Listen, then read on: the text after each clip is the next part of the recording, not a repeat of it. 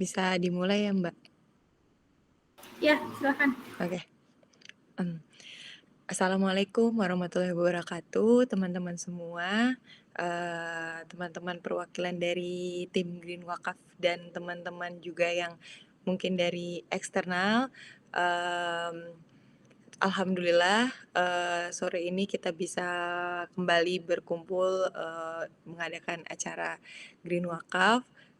Terima kasih kepada teman-teman yang sudah menyempatkan hadir sore ini, untuk, sesi Q&A dari program Green Wakaf.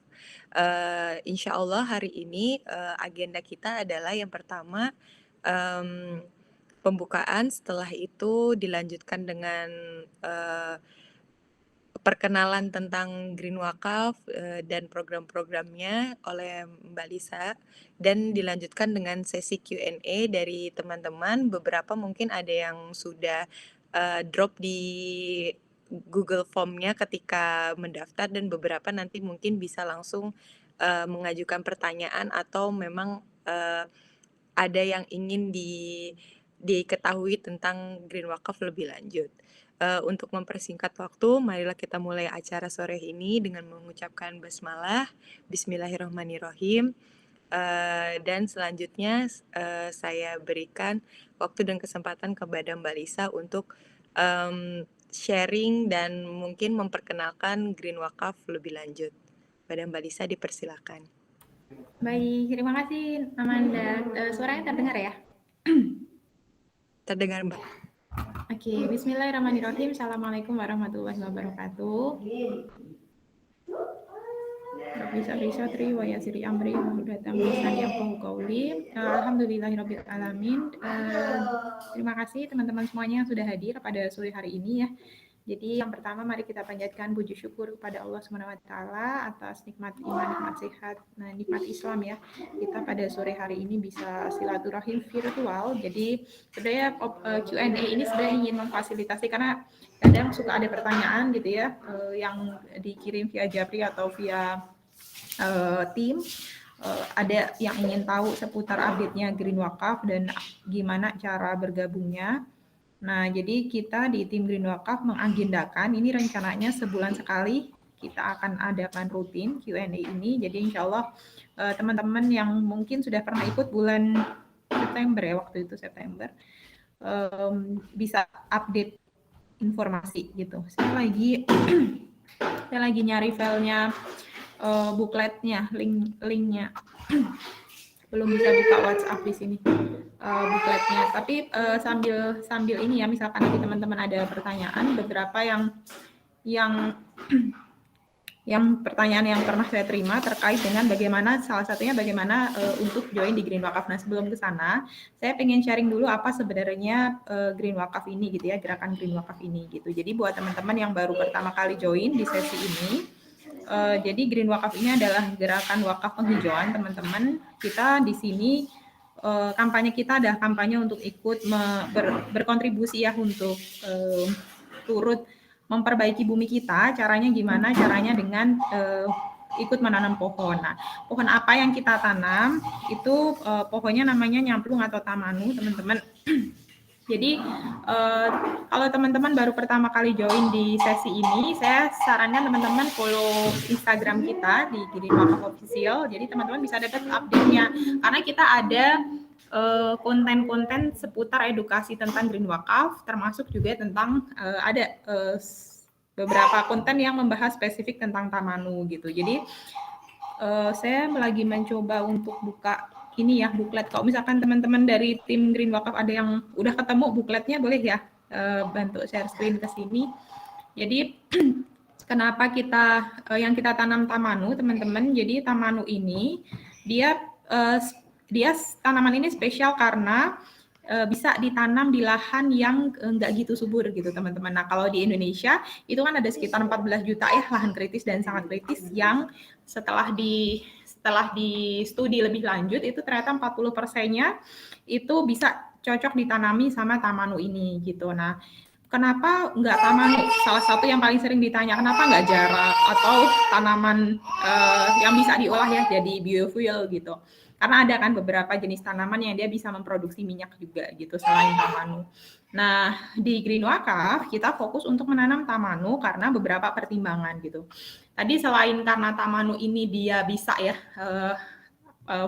ditanam di lahan yang kritis dan sangat kritis, itu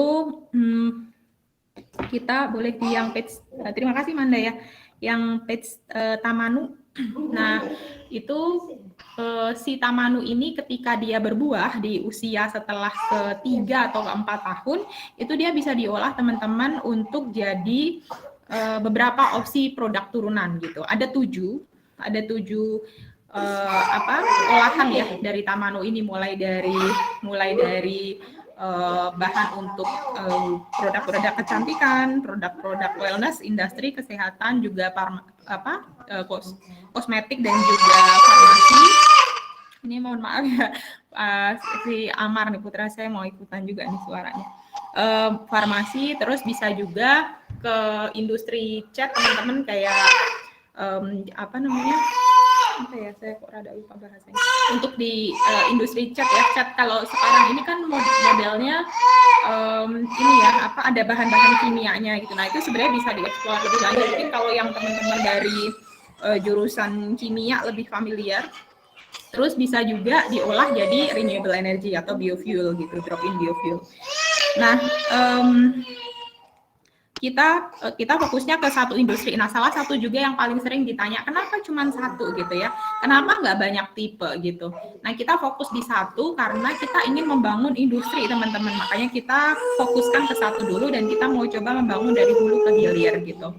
Nah, di page berikutnya sepertinya ada ya produk turunannya dari tamanu. Jadi untuk saat ini teman-teman kita alhamdulillahnya sudah dapat lisensi atau izin dari Badan POM untuk, nah ini jadi kita kan mau membangun ini dari hulu ke hilir gitu ya.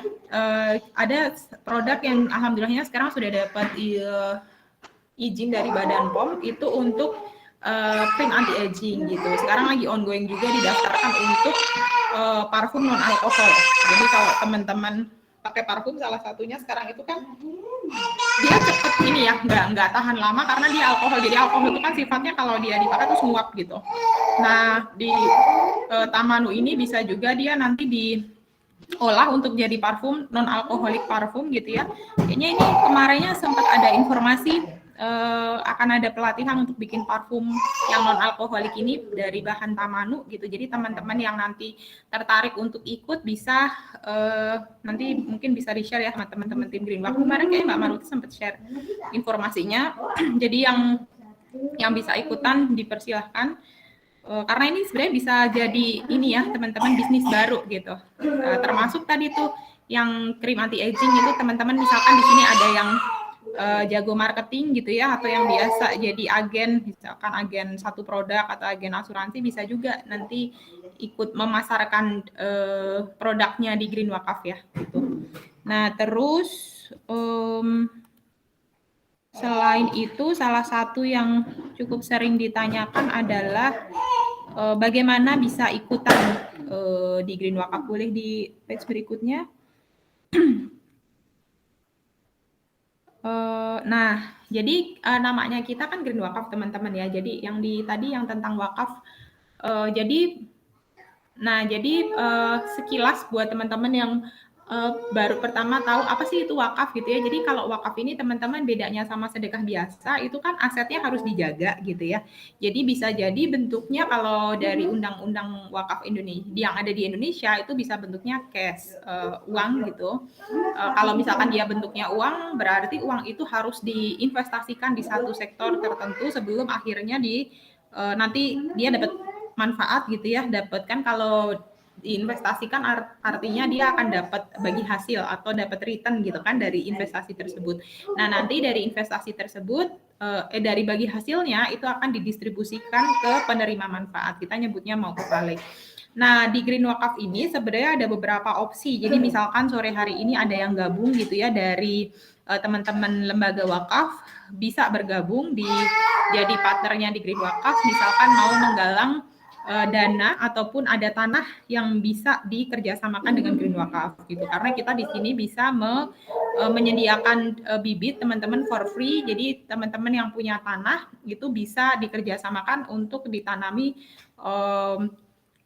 Tamanu ini gitu. Nah, kalau misalkan skalanya kecil, mungkin teman-teman misalkan udah nanam gitu ya, terus nanti mau dijual kemana itu juga bisa nanti dijual ke Green Wakaf yang ada di Juanda ya, yang di tim lapangan gitu. Jadi bisa juga nanti kalau terakhir yang saya terinformasikan dari Ustadz Iqbal itu per kilonya 12.500 gitu. Jadi kalau teman-teman itu menanam sudah ada misalkan di daerah teman-teman gitu ya, atau mungkin baru mau menanam gitu, itu bisa dihargai per kilonya 12.500 gitu. Itu ketika teman-teman jualnya ini ya mentah gitu.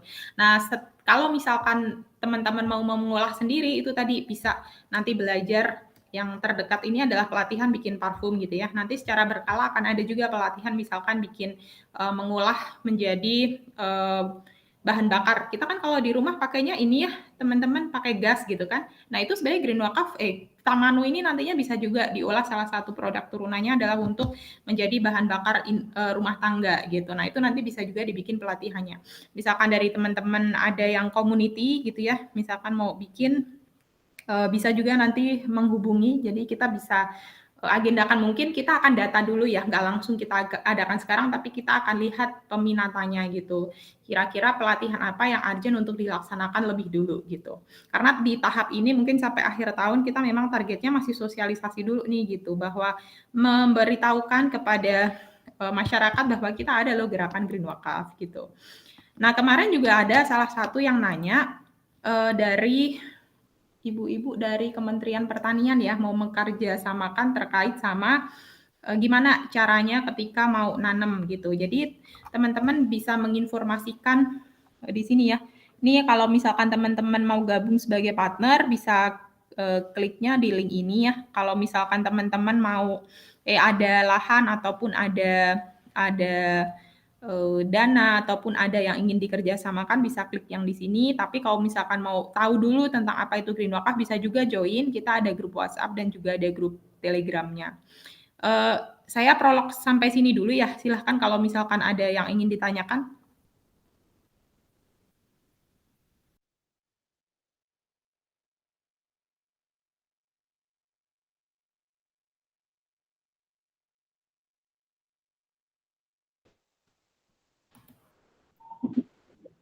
Assalamualaikum. Waalaikumsalam, silahkan. Maaf, bukan maksud materialistis, tapi sekedar karena kita belum punya lahan, jadi mungkin lahan orang tua. Udah pernah belum dihitung misalnya perbandingan hasilnya hasil uangnya begitu di perbandingan dengan sawit begitu atau kelapa begitu.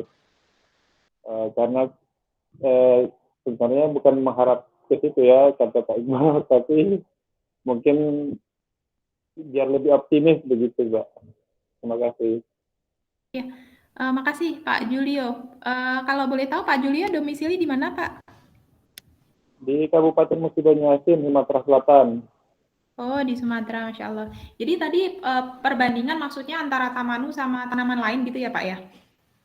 Kelapa sawit atau kelapa begitu hasilnya. Nah, ya, jadi kalau ya, makasih Pak Julio. Jadi sebenarnya kalau di beberapa tulisannya Pak Muhammad Iqbal ada ya, pernah kayaknya beliau juga pernah membandingkan misalkan tanaman sebelum ke Tamanu ya, pernah juga saya baca tulisan beliau membandingkan antara minyak sawit dengan minyak dari alpukat gitu ya, biji alpukat itu juga bisa. Terus ada minyak zaitun dan beberapa perbandingannya dari sisi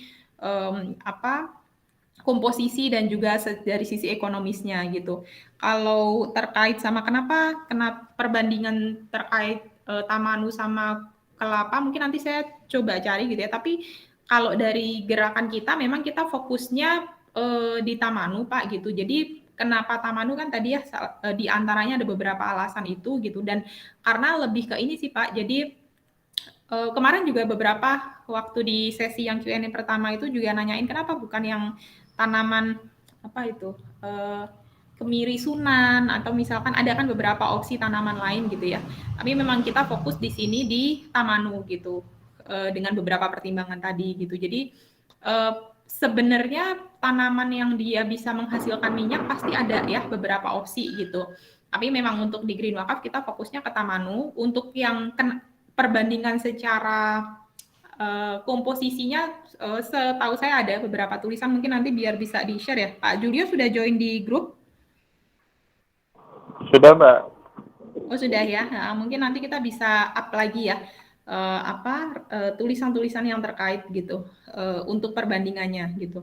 Kalau saya sendiri memang background-nya bukan dari pertanian atau bukan dari teknik gitu ya. Jadi saya menyampaikan dari sisi update terkininya gitu, dan ada studi-studi yang sifatnya lebih ke lapangan atau teknis ya. Misalkan teman-teman di UGM dengan Prof. Budi Laksono itu beliau fokus ke riset-riset yang mengembangkan bagaimana agar Tamanu ini bisa berbuah lebih cepat gitu. Jadi fokus terkait dengan Tamanu ada nih profesornya gitu. Terus ada yang di teman-teman ITB itu sedang mengembangkan bagaimana agar nanti ketika tadi ya Tamanu oil ini dia bisa diolah dengan teknologi enzim sehingga bisa digunakan untuk bahan bakar. Nah, itu ada timnya gitu.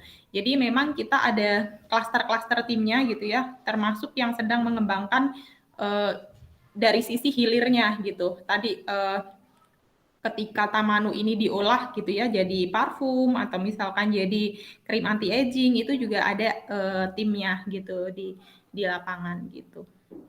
Semoga menjawab ya Pak Julio ya dari sisi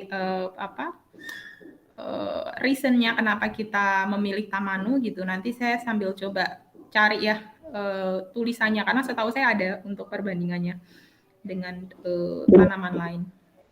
Terima kasih, Mbak. Ya, terima kasih Pak. Kemarin yang ngedrop pertanyaan di Google Form ada nggak, Manda? Ada Mbak, ini ada satu pertanyaan terkait yang pertama itu ada pertanyaan tentang apa skema yang bisa dilakukan wakaf untuk membantu mengatasi climate change atau perubahan iklim, Mbak, melalui Green Wakaf ini. Itu sih, Mbak. Oke, terima kasih Manda. Ada ini nggak? Ada namanya nggak yang nanya? Namanya ada Mbak, namanya Ahmad. Oh, Mas Ahmad. Terima kasih ya Pak atau Mas Ahmad ya sudah untuk pertanyaannya. Jadi kita memang namanya kan Green Wakaf ya. Jadi memang ada ekstensi wakafnya gitu dari apa yang kita lakukan gitu. Kalau secara dari filosofinya sendiri, misalkan dari inisiatornya Ustadz Iqbal gitu ya, beliau juga mewakafkan tenaga, terus mewakafkan energi, terus termasuk teknologi-teknologi yang beliau temukan, kayak misalkan yang beliau kembangkan ya dengan tim, termasuk tadi yang bagaimana pengolahannya di industri hilir, itu juga nanti pelatihannya diberikan secara for free, itu sifatnya wakaf ilmu ya teman-teman gitu.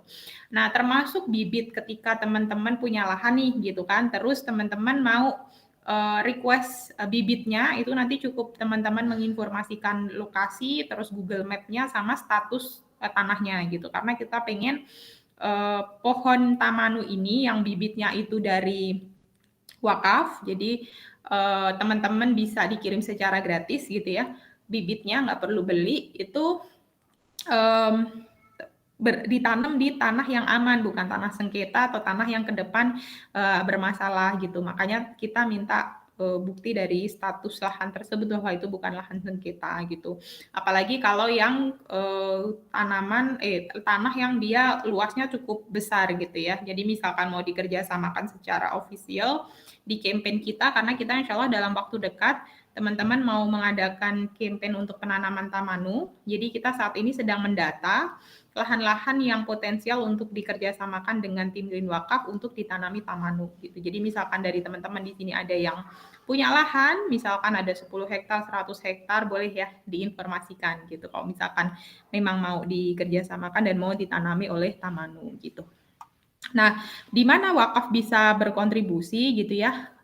salah satunya nanti kita ada beberapa skema yang akan kita coba tawarkan, yang kita terdekat akan lakukan sepertinya konsepnya bundling, teman-teman. Jadi konsep teman-teman berwakaf sekaligus teman-teman berinfak atau berdonasi gitu. Nah, jadi kita akan termasuk beberapa lahan yang kita kerjasama dengan Sinergi Foundation. Jadi Sinergi Foundation itu saat ini sebagai official partner Nazir yang sudah terdaftar di Badan Wakaf Indonesia, yang mana Sinergi juga punya beberapa lahan yang sifatnya dia wakaf gitu. Jadi lahan wakaf yang itu nanti akan kita tanami tamanu gitu. Nah, jadi selain tanah yang nanti kerjasama dengan Sinergi, kita juga masih open misalkan dari teman-teman ada yang punya tanah mau dikerjasamakan gitu.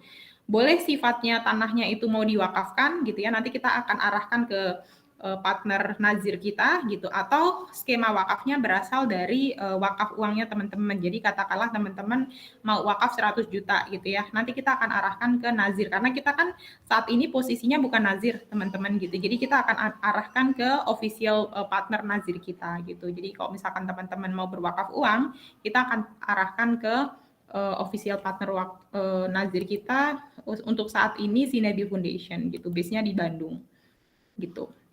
Ini teman-teman dari tim program sudah share juga ya buklet, teman-teman bisa baca, bisa downloadable nih bukletnya Green Wakaf. Jadi biar teman-teman bisa tahu sekilas tentang Green Wakaf gitu.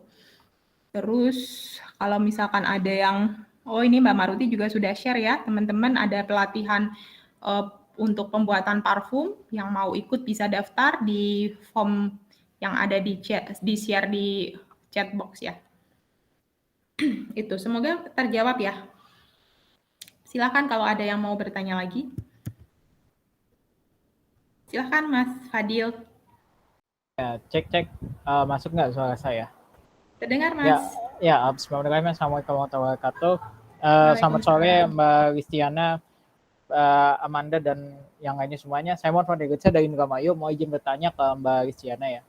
Sebenarnya ini Green Wakaf itu suatu inovasi yang mungkin kita terdengar asing. Sebelumnya juga, kalau nggak salah saya juga pernah dengar itu di IPB salah satu dosen juga mengadakan ada program namanya Hutan Wakaf juga. Dan itu beliau juga sangat luar biasa juga bagaimana inisiasi Hutan Wakaf itu bisa jadi terutama buat mengatasi bencana alam gitu ya. Itu dosen IPB gitu. Siapa namanya saya lupa, tapi itu beliau juga salut juga. Tapi saya mau tanya juga ke Mbak Listiana, di Green Wakaf itu yang tadi saya tuh yang menyinggung itu masalah tentang lahan yang tidak terpakai, bahkan yang mungkin banyak ya, kalau saya lihat juga banyak lahan yang dianggurin karena bekas mau dipersiapkan itu tapi nggak dibuat-buat gitu. Di Kalimantan terutama ya, saya melihat di Kalimantan itu kan banyak tanah yang dianggurin tapi bekas tambangnya itu masih ada, bekas lahan yang mungkin pengen dibuat tambang itu masih ada tapi belum diapa-apain gitu. Tapi dan juga jujur prosedurnya kan itu kan ini adalah sudah misalnya sudah milik hak negara ya, sudah milik negara kan. Jadi kan kita kan harus tahu dulu kan prosedur ke prosedur ke negaranya bagaimana. Nah itu yang saya mau tanya, menurut Mbak Listi dari Green Wakaf sendiri, kalau misalnya kita pengen buat inovasi yang mungkin di bekas lahan namun itu lahan itu milik negara, apakah tidak menganggap prosedur? Tadi saya juga sempat menyinggung itu, tidak menganggap prosedur, dan bagaimana prosedur yang baik ketika misalkan ada bekas lahan yang mungkin dianggurin, yang bekas lahan itu tapi nggak dari apa-apain gitu, cuman hanya segelintir yang cuman bekas yang kayak mural. Kalau kita lihat di Instagram Greenpeace itu kan kayak muralnya di tanah gitu loh, itu kan jadi sangat ironi banget. Apalagi kan di Kalimantan kan sampai sekarang masih terjadi ya, apalagi di Sintang kan gitu, Sintang tuh lagi rame banget kan gitu, karena sampai Walhi juga tadi saya baca berita juga Walhi datang ke Sintang sini kan gitu Pak Presiden supaya melihat dampaknya langsung kan gitu. Bagaimana menurut Kak Risa Listiana tersebut? Itu yang pertama. Nah yang kedua, saya yang terakhir juga nih ya. Saya tuh jujur gitu. Sebenarnya bagaimana sih kan kita juga sebagai Muslim kan gitu memahami tentang hakikat dari wakaf itu sendiri, terutama mungkin mewakafkan tanah itu. Apalagi jujur kan gitu, sekarang banyak diselewengkan kan. Sekarang lagi rame itu kan di artis ya, salah satu artis bahkan sebelumnya mantan jubir presiden kan itu juga lagi kena. Nah itu menurut Mbak Listiana bagaimana yang akhirnya kita juga menghadapi misalnya terjadi ada mafia tanah kan gitu. Ini lagi ramai juga nih sebenarnya. Paling itu sih kalau pertanyaan saya. Kalau minta maaf, Assalamualaikum warahmatullahi wabarakatuh. Waalaikumsalam. Terima kasih banyak Mas Fadil di Indramayu ya. Betul di Indramayu. Saya langsung ingat mangga tahu kalau denger Indramayu aku mangga tuh ingat. Iya. Apa mainnya mangga Indramayu. Mas Fadil, kalau boleh tahu aktivitasnya apa Mas Fadil saat ini? Masih belajar atau bekerja? Lagi mau penelitian sih, skripsi. Terus saya juga punya Oh. komunitas di mangrove. Kemarin kan saya kan juga ikut yang webinar di Agi Quran juga kan, Kak, yang saya tanya tentang mangrove kan gitu. Saya itu kayak gitu di Jakarta. Jadi Mas Fadil memang ini ya, ada concern atau area dengan apa terkait dengan lingkungan ya, memang ada concern dan satu lagi saya juga punya komunitas tentang fokus iklim juga kan gitu. Satunya fokus khusus mangrove, satunya ke iklim juga kan gitu. Iklim kan keseluruhan juga gitu. Ada. Berarti jurusannya teknik lingkungan gitu ya? Ada bukan, saya pendidikan biologi, Mbak. Oh, Masya Allah, ya. Memang ada personal interest ya, ya ke lingkungan ya, berarti. Betul, ada. Siap, makasih Mas Fadil. Saya coba respon ya. Tadi yang pertama, jadi kita data yang 14 juta itu, Mas, kita saat ini juga mau coba lagi mencoba menjajaki, mungkin memang perlu ada audiensi gitu ya.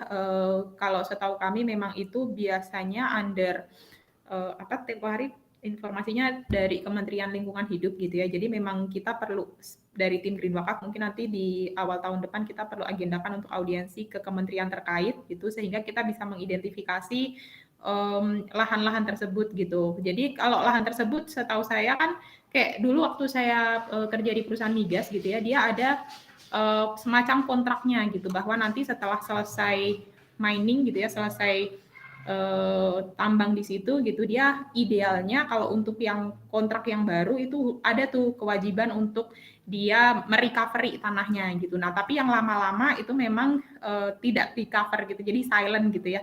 Jadi memang akhirnya ya kadang akhirnya kayak tadi tuh dia terbengkalai gitu ya tanahnya gitu. Nah 40% dari tipe-tipe tanah begitu tuh yang kita memang akan sasar gitu dan ke depan yang kita akan targetkan gitu.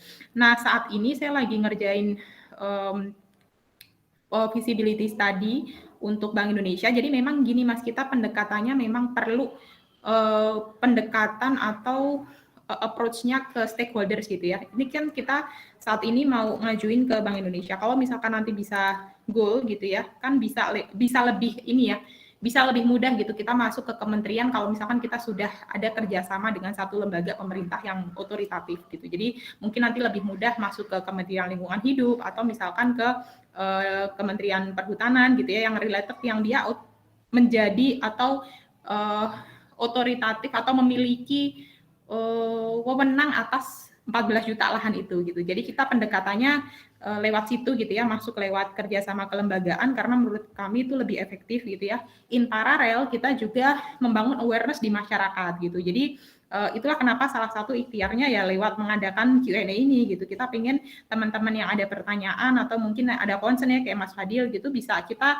ada satu community tersendiri gitu kan, sehingga kita bisa saling share informasi gitu. Itu terkait sama pertanyaan tadi ya yang tentang pendekatannya di Green Wakaf dengan lahan yang tadi ada 14 juta itu gitu. Nah, yang kedua terkait sama wakaf, tadi poin pertanyaannya ini ya Mas ya.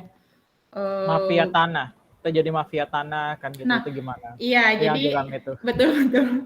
Itu memang isu tersendiri ya. Jadi kebetulan saya juga beraktivitas di Wakaf Center for Indonesian Development and Studies. Jadi kalau WASID itu memang lembaga riset dan think tank independen terkait dengan perwakafan gitu. Nah, salah satu yang memang jadi isu utama ya kalau kita ngomongin wakaf itu memang juga tentang sengketa tanah gitu. Kenapa terjadi sengketa ya? Karena kadang gitu tuh, misalkan kan ada yang dulu kalau orang wakaf tuh hanya ini ya nggak pakai bukti tertulis gitu, jadi hanya verbal gitu.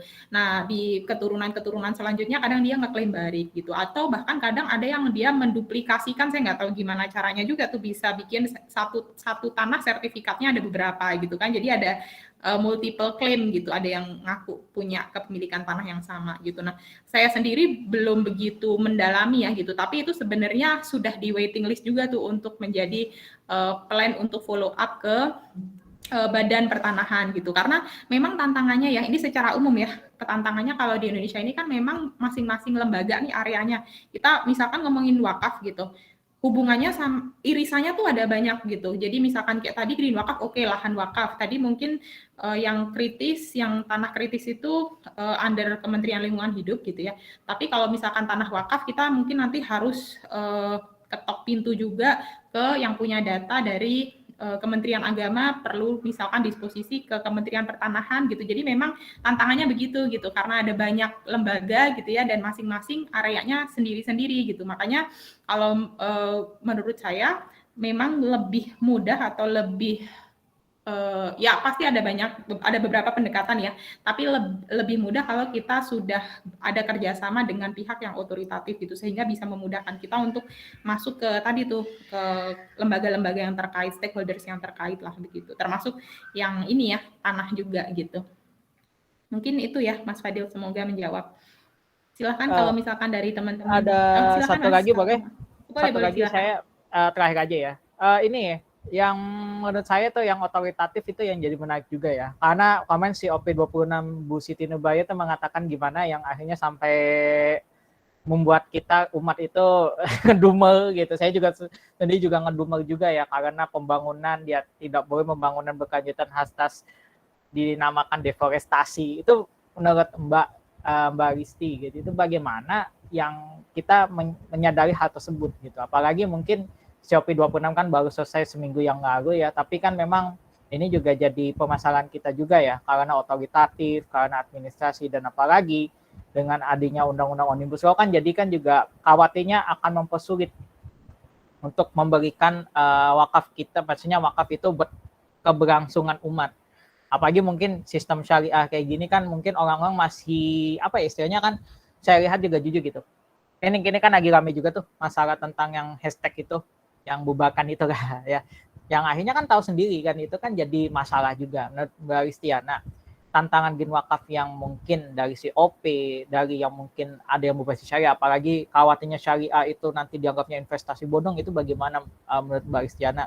Yang akhirnya juga khawatirnya ini juga tidak akan menembus ke pemerintahan juga. Padahal tujuan kita baik, kita niat baik buat kayak gini, tapi kadang masih nggak percaya karena yang mungkin sudah pernah terjadi trauma hal tersebut. Itu sih paling pertanyaan satu lagi sih. Punten Mas Fadil, tadi tuh saya sinyalnya hilang ya. Oh iya, cek. Intinya aja ya, intinya itu adalah bagaimana menurut Mbak Lisa Ristiana yang mungkin tadi tuh yang mungkin banyak yang karena trauma itu ya, banyak yang menerapkan syariah itu khawatir syariah ini istilahnya embel-embel doang, tapi terjadinya investasi bodong. Lalu terus juga karena syariah kayak gini khawatirnya ada mindset yang mungkin gimana gitu, bagaimana menurut Mbak Lisa Ristiana tersebut kan. Padahal kita tujuannya baik, ininya baik, tapi tetap aja mungkin mereka belum bisa menerima karena trauma itu, dan mungkin karena gemanya sosmednya ini yang akhirnya membuat semakin gencar bahwa syariah itu tidak menerapkan kehidupan Indonesia misalnya. Itu kan jadi masalah kan gitu. Menurut Mbak Lisa Ristiana gimana itu? Itu sih pertanyaan saya. Karena kan ini penting juga sih, biar kita juga buat membangun prospek ke depan kan, itu kan tujuannya baik juga. Itu pertanyaan dari saya. Baik. Mohon maaf sebelumnya. Ya, makasih Mas Fadil. Saya ini suaranya saya dari handphone ya, soalnya ada ini. Jadi menggema nggak suara saya? Semoga ini ya, semoga bisa terdengar. Jadi aman, Mbak. Iya, memang itu tantangannya ya, maksudnya salah satu tantangan. Makanya sebenarnya salah satu, kalau ini konteksnya lebih luas ya, maksudnya terkait dengan wakaf gitu ya, nggak hanya spesifik green wakaf gitu, tapi terkait dengan wakaf, salah satu yang di beberapa kesempatan gitu ketika saya ngisi materi, salah satu yang saya emphasize ya, saya highlight adalah memang perlunya orang-orang yang juga punya etika atau moral yang baik gitu. Ini jadi tanggung jawab moral nih para penggiat perwakafan gitu ya. Ketika kita mengkampanyekan wakaf, kita juga punya tanggung jawab untuk menjaga nama baik gitu. Karena jangan sampai sesuatu yang baik ini tercederai karena orangnya gitu ya. Padahal kalau orang kan bisa jadi oknum gitu ya.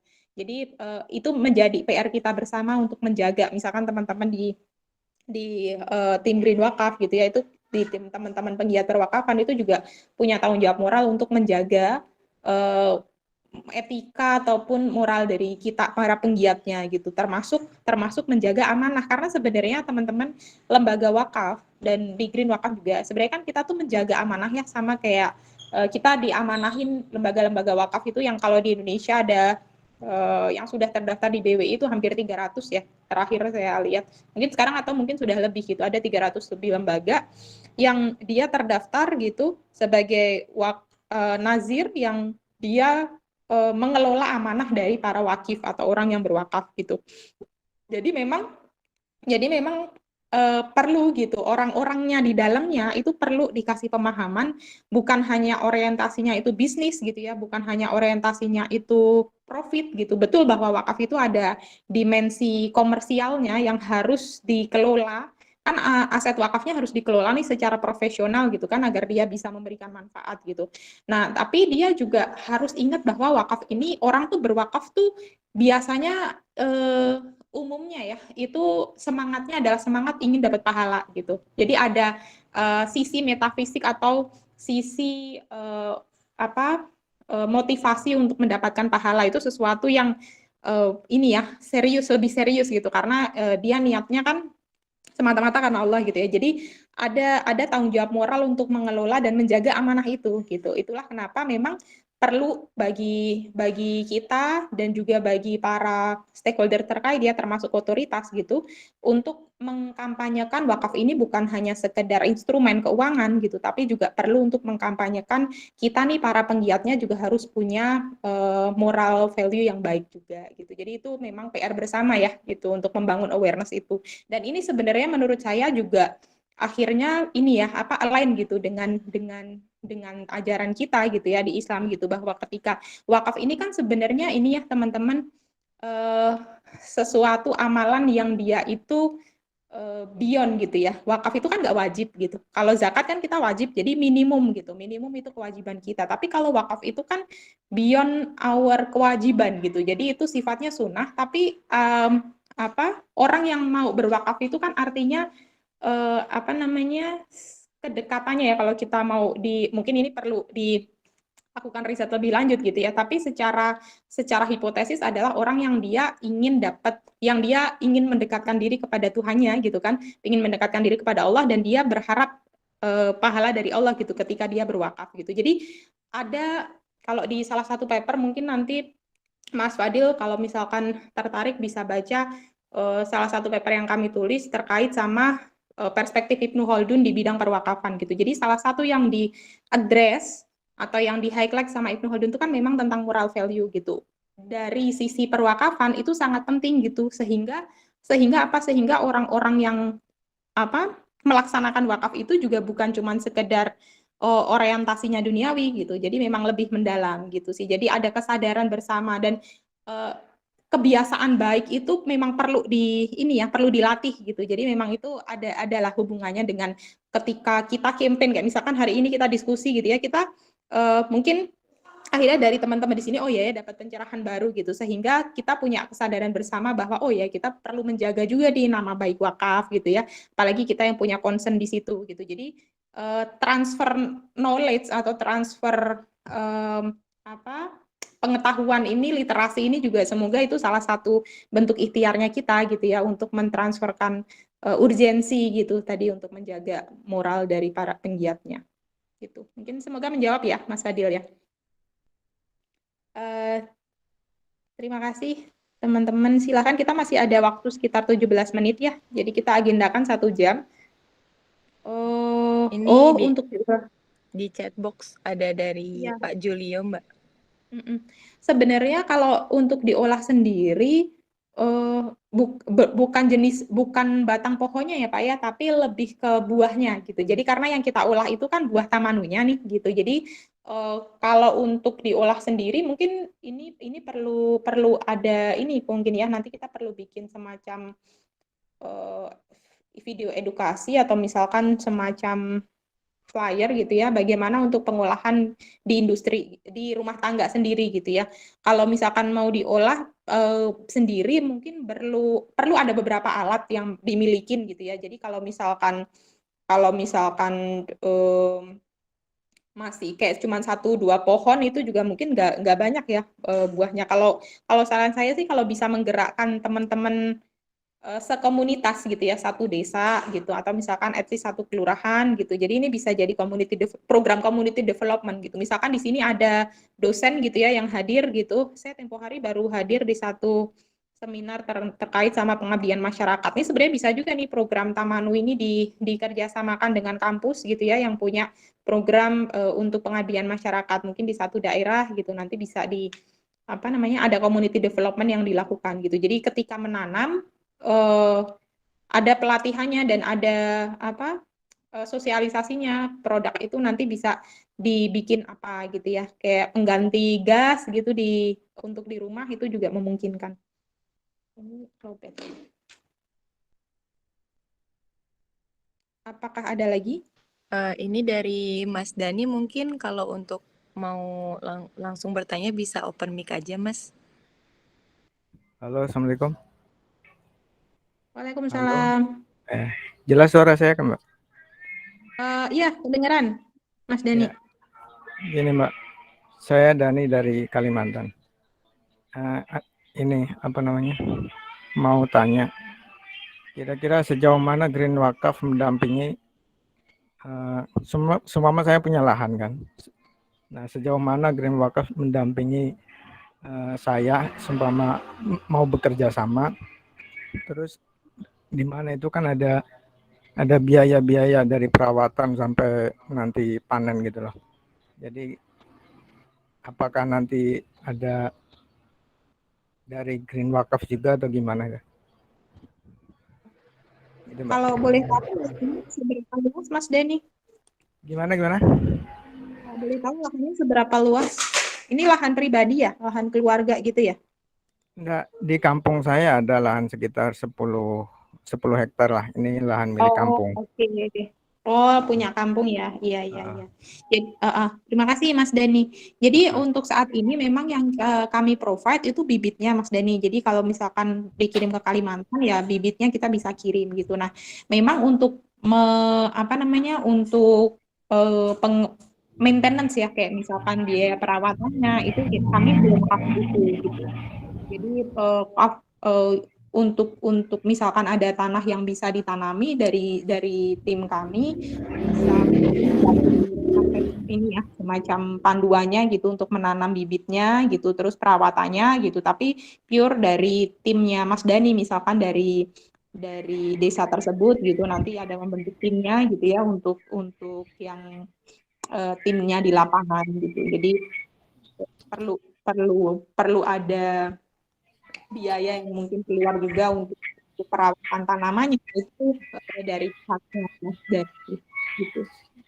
Karena sebenarnya ini Mas Dani karena sifatnya gini, jadi bibitnya kita kasih gitu ya, tapi pure itu kan kembali ke kepemilikannya Mas Dani dan komunitas. Gitu. Jadi ketika nanti pohon itu berbuah gitu, buah itu tuh menjadi haknya Mas Dani dan tim gitu ya untuk bisa dijual atau misalkan mau dikelola lebih lanjut sehingga value-nya lebih tinggi gitu.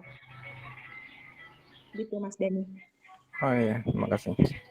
Sama-sama.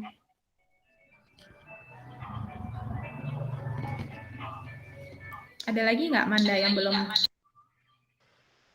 Dari teman-teman, kalau untuk dari yang di Google Form untuk pertanyaan tidak ada Mbak. Mungkin dari teman-teman yang hadir masih ada pertanyaan yang ingin ditanyakan.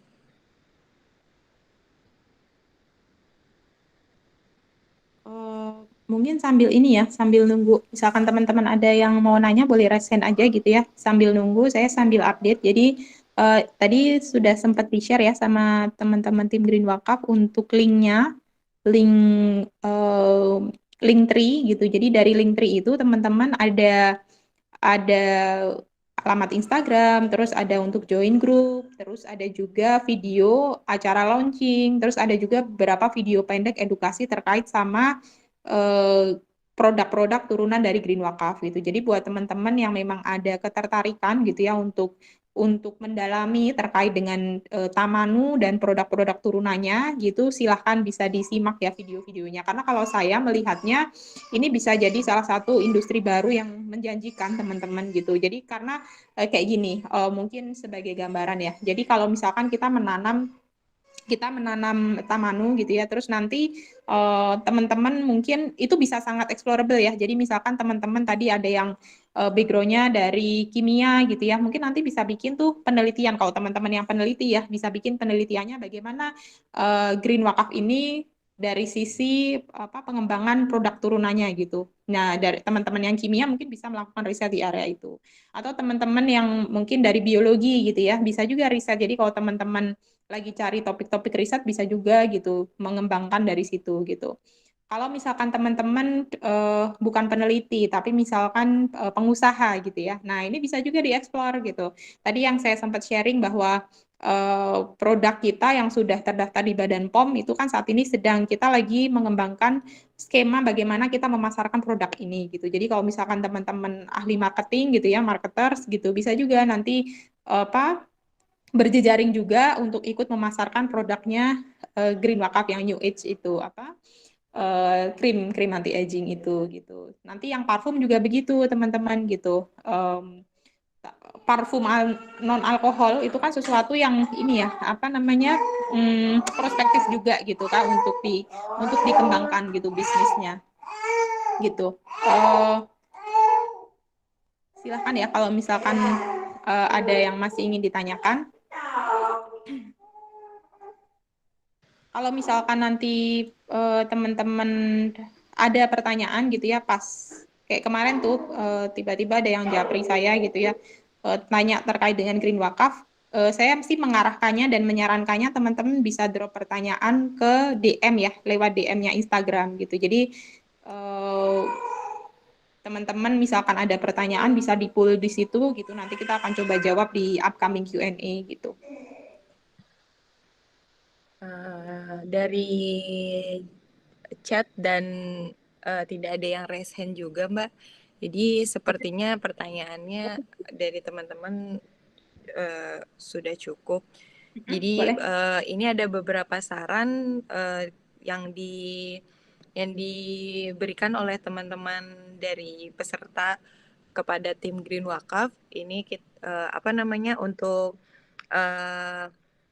agenda kegiatan dan video itu. Kalau untuk agenda kegiatan kita selalu kegiatan diupdate di Instagramnya Green Wakaf Official. Jadi mungkin teman-teman yang pengen up to date nih sama kegiatan apa aja sih yang bakal diadain oleh tim Green Wakaf itu mungkin bisa follow juga biar tetap up to date gitu terhadap kegiatan-kegiatannya. Dan untuk video kegiatan tadi juga sudah disampaikan oleh Mbak Lisa, itu ada di Linktree yang linknya juga sudah di-share di chat box, mungkin bisa di copy atau dibuka.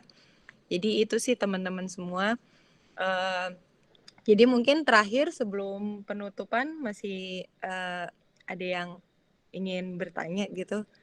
Terakhir mungkin sebelum kita tutup. Kalau memang tidak ada, alhamdulillahirabbil alamin. Terima kasih Mbak Lisa untuk sharingnya dan untuk menjawab semua beberapa dari concern dari teman-teman yang sudah hadir maupun yang beberapa juga yang di drop di form registrasi kita.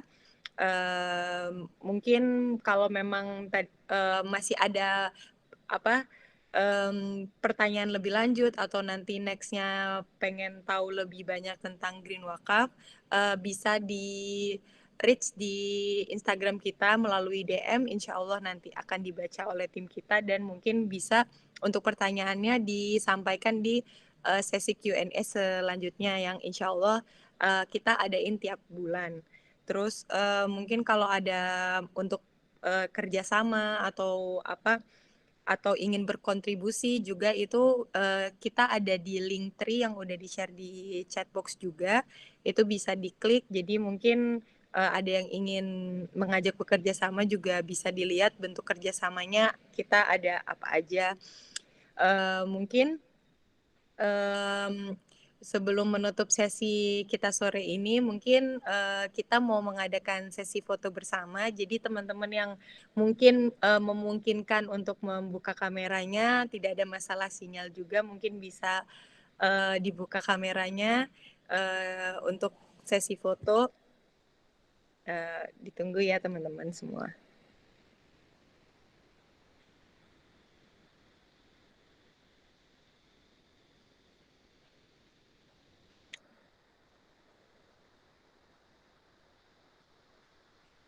Masih ada yang mau open kamera? Bisa.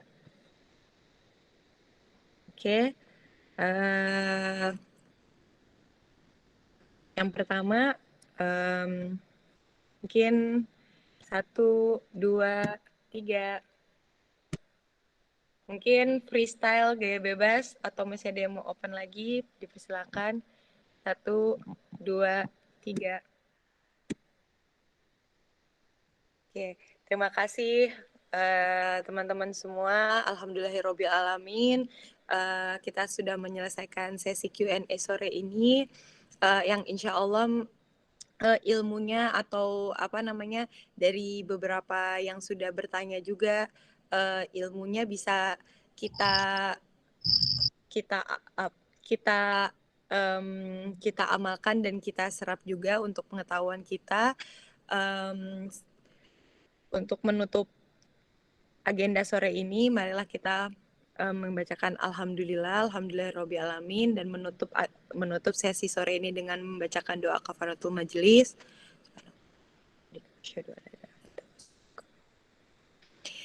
Dan saya sebagai moderator sore ini memohon maaf bila ada kesalahan dan kekurangan yang insya Allah mungkin bisa diperbaiki di kedepannya. Dan terakhir terima kasih kepada Mbak Lisa dan teman-teman semua yang sudah hadir dari tim Green Wakaf dan maupun dari teman-teman eksternal yang sudah hadir juga. Wabillahi taufiq wal hidayah. Wassalamualaikum warahmatullahi wabarakatuh. Terima kasih Mbak. Iya, sama-sama Mas.